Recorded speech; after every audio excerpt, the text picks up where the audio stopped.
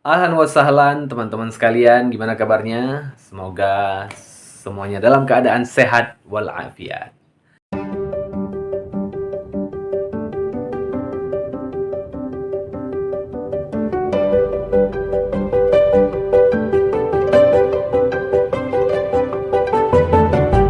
Akhirnya kita berjumpa lagi di serial pembahasan mengenai ilmu tauhid dasar. Nah, di pertemuan sebelumnya, di video sebelumnya, kita membahas mengenai Islam, iman, dan ihsan.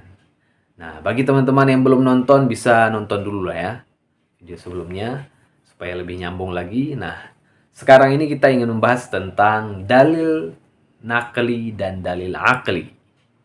Oke, langsung saja. Dalil. Apa itu dalil?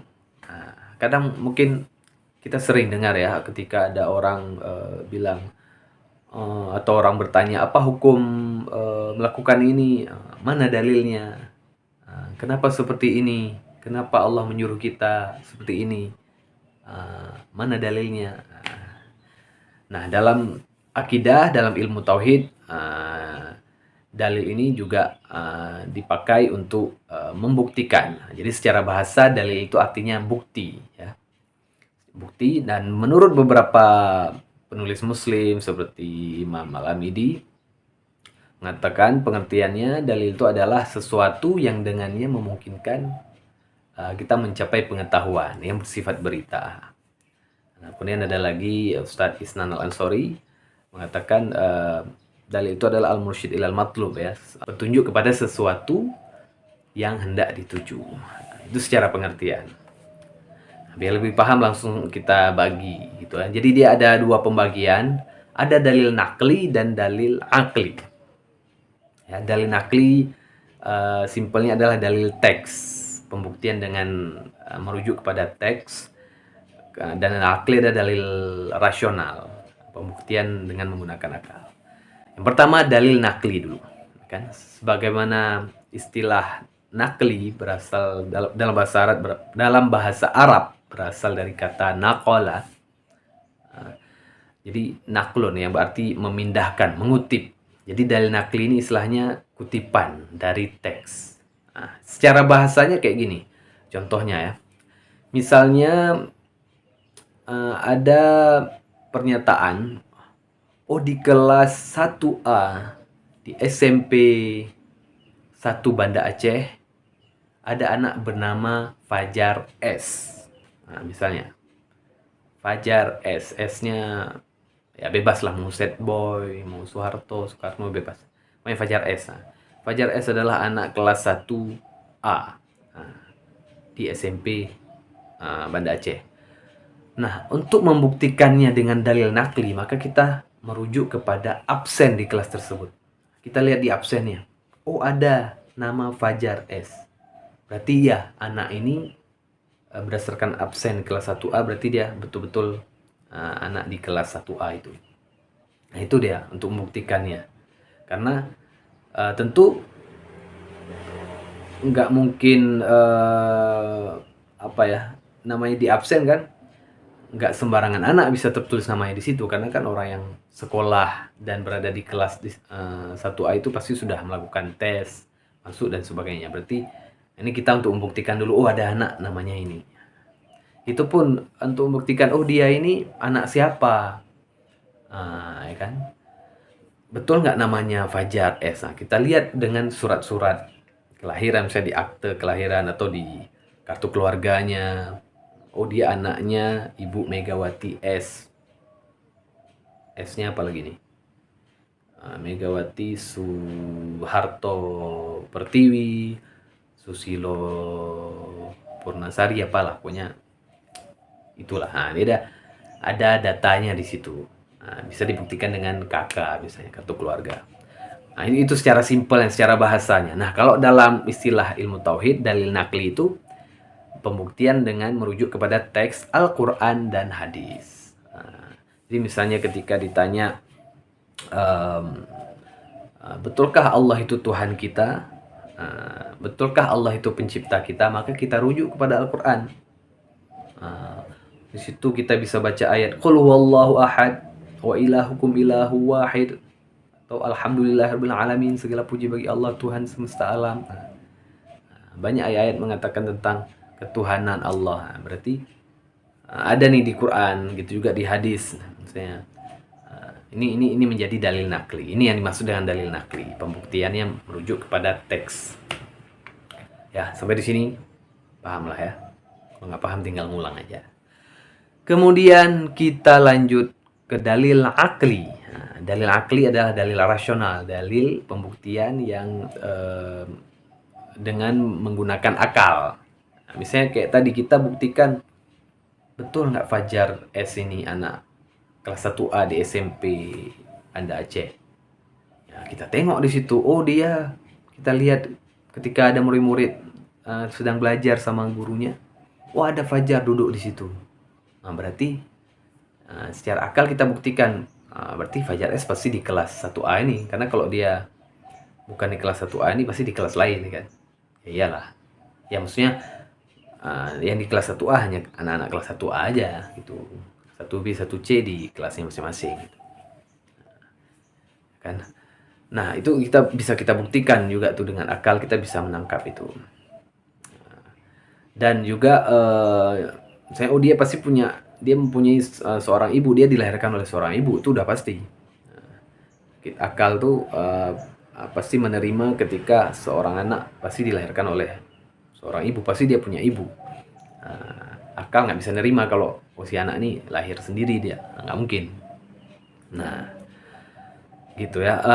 Itulah kira-kira dalil nakli dan akli, dan dua-duanya ini penting. Nah, dalam agama dalil akli ini juga dipakai untuk membuktikan, misalnya kita buktikan keberadaan Allah.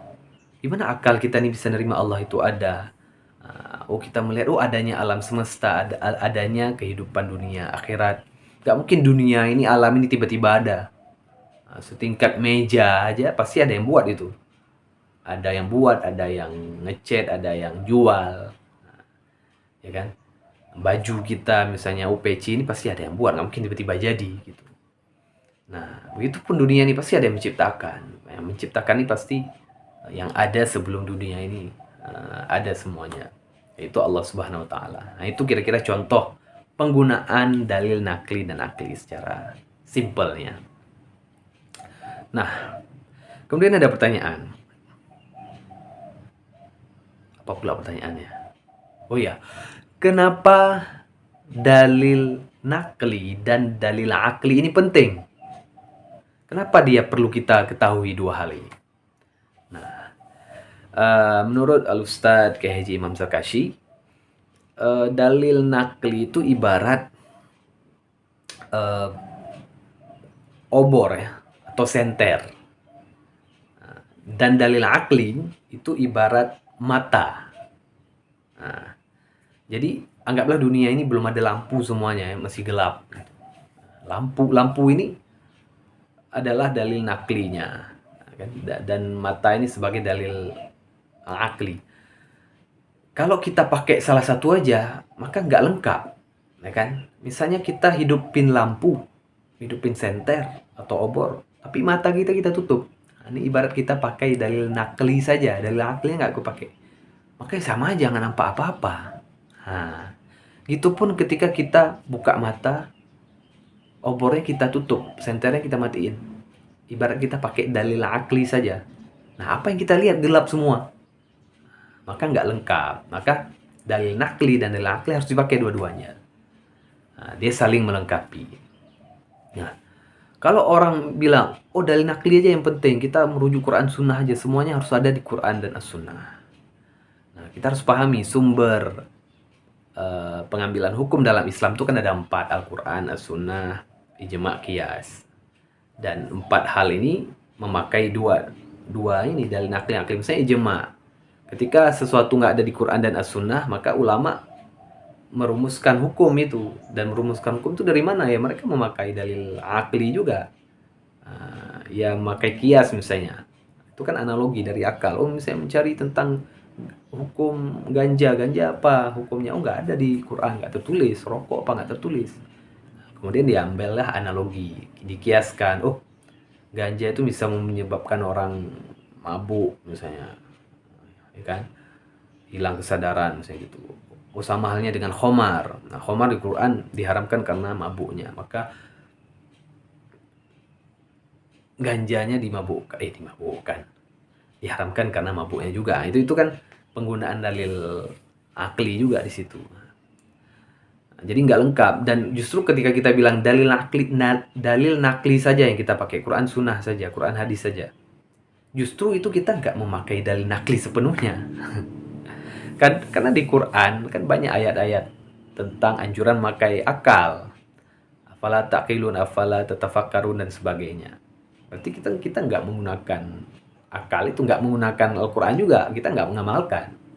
Nah, jadi nggak lengkap, dan banyak ayat di Al-Quran sanggahan Allah, saya kan, peringatan Allah pada orang-orang Muslim agar tidak mengikuti orang-orang jahiliyah, orang kafir yang nggak menggunakan akalnya. Mereka cuman mengikuti agama nenek moyangnya, mereka cuman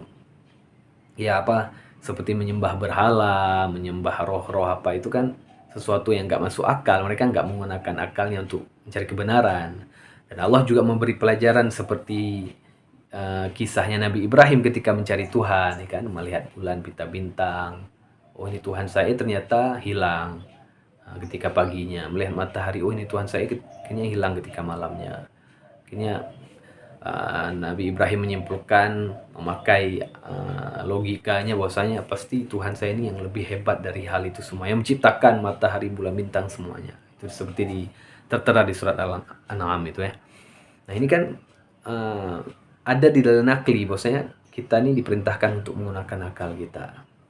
Jadi kalau kita bilang dalil nakli aja yang penting, nggak pakai dalil nakli, justru kita nggak mengamalkan dalil nakli itu semuanya. Itu pun kalau kita pakai akal saja, nggak pakai nakal. Nah, ini sombong kali ini, ya kan? Ini berarti kita ngatur-ngatur Allah seperti yang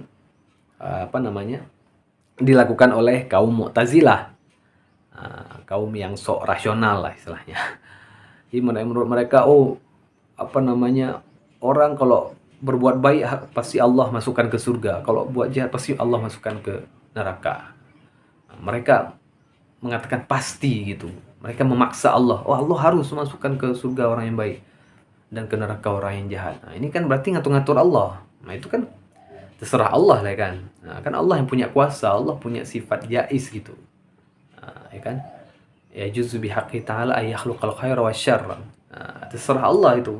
Allah menciptain kebaikan atau keburukan. Yakhluqu ma yasha, ya kan, wa yakhtar. Nah, bebas itu. Nah, ini jadi nggak bisa kita paksakan akal semuanya, dan kita misalnya membuktikan Allah itu gimana bentuknya, kita pikirkan gimana Allah, gimana bentuknya. Ini juga akal ini nggak sanggup, akal ini terbatas, ya kan. Ibarat penglihatan, kita nggak bisa lihat sesuatu yang kecil kali, yang jauh nggak bisa. Dengar sesuatu yang dengar suara yang gede kali, nggak bisa. Itu pun akal terbatas. Makanya kata Rasulullah, tafakkaru fi khalqillah. Berfikirlah tentang penciptaan Allah, bukan zat Allah. Karena kita nggak sanggup. Itulah kenapa perlu dalil nakli ya. Jadi dua-duanya ini seimbang, kan? Dan ilmu-ilmu keislaman yang berasal dari wahyu, ilmu tauhid, ilmu fikih, usul fiqh, hadis, tafsir dan sebagainya, ilmu nahwu, ya, ilmu-ilmu keislaman itu kan dirumuskan oleh para ulama karena ijtihad akal mereka, ya kan. Dulu zaman Rasulullah itu belum ada secara khusus ilmu tauhid, ilmu fikih, itu dirumuskan oleh ulama-ulama setelahnya. Seperti ilmu tauhid misalnya oleh Imam Ahmad bin Hambal, Imam Asy'ari, Imam Maturidi, kan. Nah, itu dirumuskan sehingga menjadi suatu ilmu yang bisa kita sebagai umat Islam ini kita pakai untuk memahami agama. Kita pelajari untuk memahami agama. Kalau nggak dirumuskan ilmu gitu, susah juga kita memahami agama ini.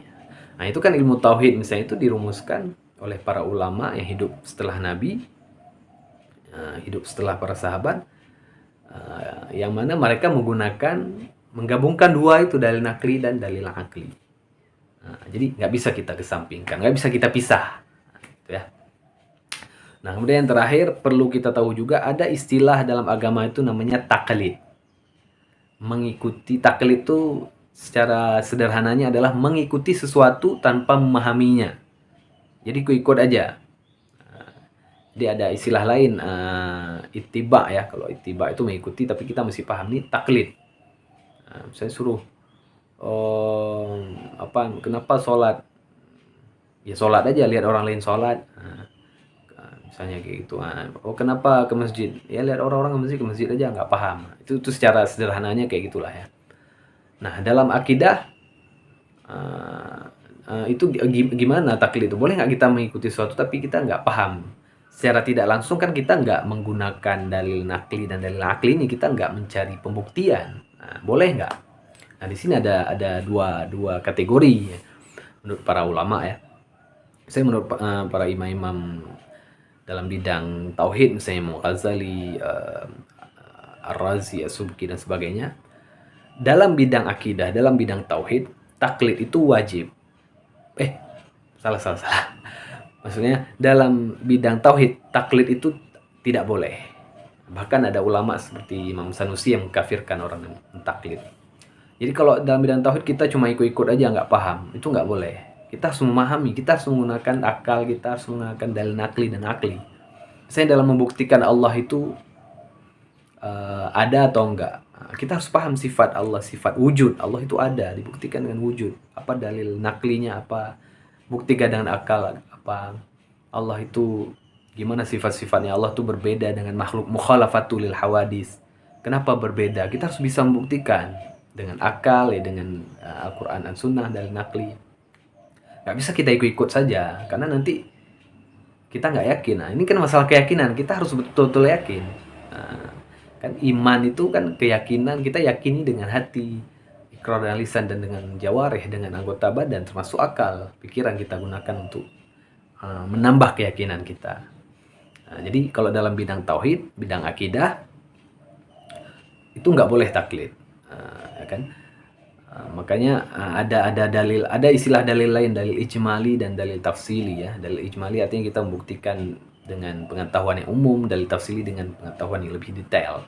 Nah, untuk orang-orang awam tuh cukup dalil ijmali saja. Sebenarnya kita membuktikan, cukup kita tahu dalil nakli yang akli pada batas-batas tertentu itu udah cukup. Asal udah membuat kita yakin udah cukup. Nah, untuk para ulama-ulama yang khusus membidangi ilmu tauhid misalnya, itu dia perlu mencari pembuktian lebih banyak lagi, lebih detail lagi. Memang itu yang dimaksud dengan dalil tafsili. Intinya adalah dalam tauhid, taklid itu nggak boleh. Berbeda dengan dalam fikih, dalam ibadah, atau dalam misalnya hadis ya. Ada kitab Sahih Bukhari. Kitab hadis itu kan dikumpulkan oleh Imam Bukhari, dan itu udah udah diseleksi. Oh, ini hadis sahih betul semuanya. Nah, ini boleh kita taklid, kita ikut saja. Oh, kata ulama-ulama kita ini udah sahih ini. Nggak perlu kita cari-cari ulang lagi, kita cek lagi, nggak perlu. Para ulama udah sepakat Sahih Bukhari Muslim itu udah. Bahkan di kitab Mustalah Hadis itu pun dikatakan sebagai kitab yang paling sahih setelah Al-Quran dan hadis gitu istilahnya. Nah, kita dalam hal ini boleh taklid, artinya kita nggak perlu untuk mengecek sesuatu dalil hadis sahih ini. Jangan nih Imam Bukhari bohong misalnya, nggak boleh. Nggak perlu kita seperti itu. Kita ikutin aja. Oh, nih kita taklid dalam hal fikih ini nggak apa-apa, karena sudah ada ulama-ulama yang meneliti tentang itu, meneliti tentang hadis, kesahihan hadis sebagainya. Nah, kita dalam hal itu boleh kita taklid, kita ikut aja karena udah ada ulama yang cari dalilnya. Tapi dalam bidang akidah, karena berhubungan dengan keyakinan, kita harus mencari jawabannya sendiri dengan dalil nakli dan akli. Dan pada zaman sekarang dengan perkembangan teknologi dan sebagainya, kitab-kitab juga sudah banyak, ya kan? Guru-guru juga bisa kita temui, bisa kita nonton dari internet. Nah, jadi akan lebih mudah untuk kita mencari pembuktian, ya kan, dalil nakli dan akli itu untuk membuktikan kebenaran agama gitu. Oke, nah itu saja kawan-kawan, kayaknya udah ya untuk pembahasan kali ini, tidak terlalu panjang kayaknya. Saya kira cukup di sini. Nah, jadi intinya dalil nakli itu, dalil itu adalah pembuktian, cara kita membuktikan sesuatu. Ada yang dibuktikan dengan cara merujuk kepada teks Al-Quran dan hadis yang dinamakan dalil nakli. Ada juga cara membuktikan dengan menggunakan akal, rasio. Itu dalil akli. Dua-duanya penting, tidak bisa dipisahkan. Dan kita sebagai orang Islam, mau yang awam, mau yang khawas, itu kita punya kewajiban untuk memahami agama ini dengan memakai dalil nakli dan akli. Dan selanjutnya, insya Allah pembahasan selanjutnya, ketika kita membahas tentang ilahiyat, ketuhanan, tentang nubuat, kenabian, dan sam'iyat, hal-hal lain yang kita dengar di pembahasan tauhid ini, kita perlu memakai dua dalil ini. Itulah kenapa pada pembahasan kali ini kami kupas secara tuntas. Ya, gimana? Bisa dimengerti? Bisa ya? Kalau tidak dimengerti, silakan diulang. Kalau enggak, silakan ditonton video ustaz-ustaz yang lain saja. Ya kan? Yang penting teman-teman paham lah itu. Dan boleh ditanya di Japri langsung ke saya kalau memang perlu ada yang didiskusikan. Mungkin ini saja untuk pembahasan kali ini. Terima kasih sudah menonton. Semoga bermanfaat. Silahkan dibagi videonya kalau memang bermanfaat dan bisa dimanfaatkan oleh orang lain. Sekian. Hadanallah wa yakum ajma'in. Wallahu muwaffiq ila aqwamit thoriq. Wassalamualaikum warahmatullahi wabarakatuh.